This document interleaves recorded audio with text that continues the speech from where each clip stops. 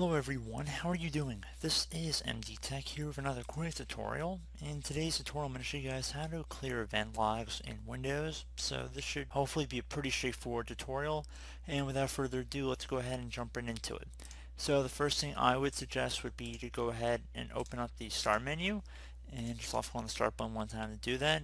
Type in event viewer. Best match should come back with event viewer right above desktop app. Just left click on that one time.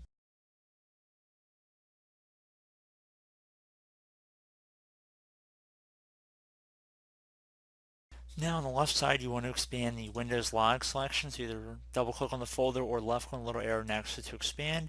And now you want to left click on application, right click on application, and then left click on clear log.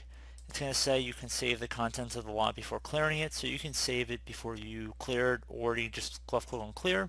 So I'm just going to clear like I said we were going to do in this tutorial. So and you just go down the list and do it for the other ones here as well. So again, same process here. We're just going to clear them all out. Pretty straightforward process. I'm going to just go through each one, and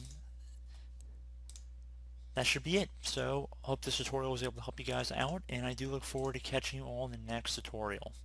Goodbye.